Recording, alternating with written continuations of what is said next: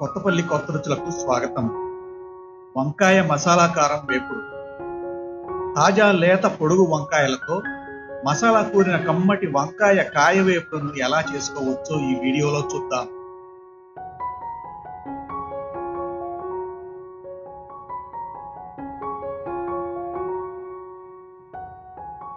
వంకాయ మసాలా కారం వేపుడు కూర తయారీకి కావలసినవి: వంకాయలు పొడుగువి 1/2 కిలో, కేస్ రుచి మసాలా పొడి 1 కప్పు, ఉప్పు తగినంత, పసుపు చిటికెడు, నూనె 4 లేదా 5 గరిటెలు, పచ్చిశనగపప్పు 1 టీ స్పూను, మినపగుళ్ళు 1 టీ స్పూను, ఆవాలు 1 టీ స్పూను, కరివేపాకు 2 రెమ్మలు.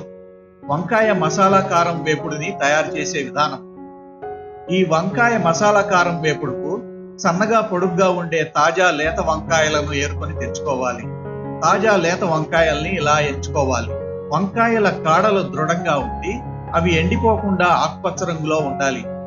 లేత వంకాయల్ని వేళ్లతో నెమ్మదిగా ఒత్తినప్పుడు అవి గట్టిగా కాకుండా మృదువుగా తగలాలి.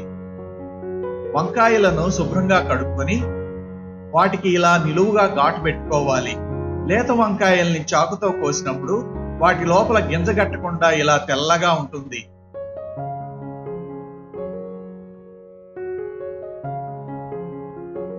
వంకాయలు కండ్ర ఎక్కకుండా ఉండడానికి గాను వాటిని కోసిన వెంటనే నీళ్లు ఉన్న గిన్నెలో మునిగేట్టు వేసుకోవాలి. ఇలా వంకాయల్ని అన్నింటినీ నిలువుగా ఘాటు పెట్టుకుని ఉంచుకున్న తర్వాత ఒక్కొక్క వంకాయని తీసుకుంటూ వాటికి పెట్టిన ఘాటు లోపల ముందుగా రుచికి సరిపడినంత ఉప్పును వేళ్లతో రాసుకోవాలి.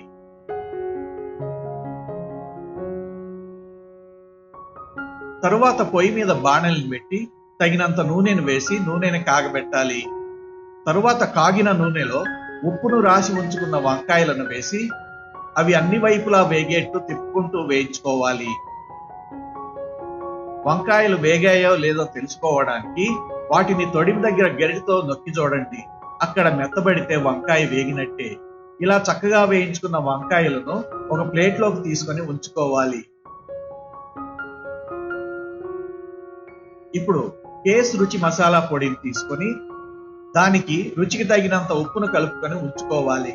వేయించి పెట్టుకున్న వంకాయలు చల్లారిన తరువాత అందులో ఉప్పును కలిపి ఉంచుకున్న కేస్ రుచి మసాలా పొడిని కూరుకోవాలి. ఇప్పుడు పొయ్యి మీద బాణలిని పెట్టి తగినంత నూనెను వేసి నూనెని కాయాలి. నూనె వేడెక్కిన తరువాత అందులో పచ్చిశనగపప్పు, ఆవాలు, మినపగుళ్ళు వేసి అవి దోరగా వేగిన తరువాత వాటిలో చిటికెడు పసుపును, కరివేపాకును కూడా వేసి అన్నింటినీ ఒక 30 సెకండ్ల పాటు కలిగి త్రిప్పాలి.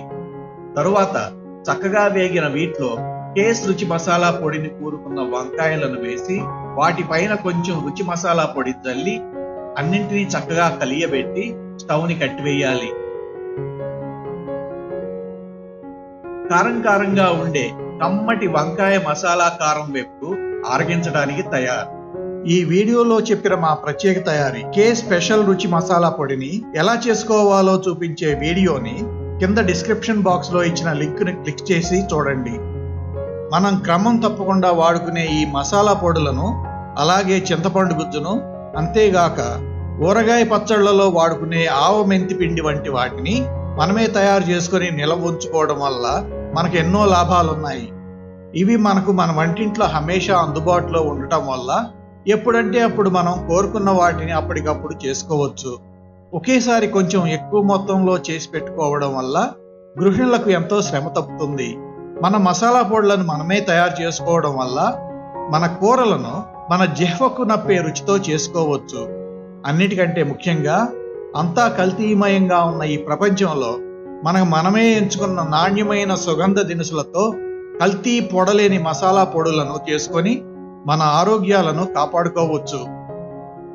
అందరికీ ఉపయోగపడటానికి గాను మనం రోజువారీ రకరకాల వంటకాల్లో వాడే మసాలా పొడులు తదితరాలను పరిమిత సుగంధ దినుసులతో తేలికగా ఎలా చేసుకోవచ్చో తెలియజెప్పే కొన్ని వీడియోలను చేశాము. వాటినన్నింటినీ సౌలభ్యం కోసం ఒకే చోట ఈ మా కొత్తపల్లి కొత్త రుచులు యూట్యూబ్ ఛానల్లో సమయం ఆదా సొరుగు అనే ప్లేలిస్ట్లో పెట్టాము.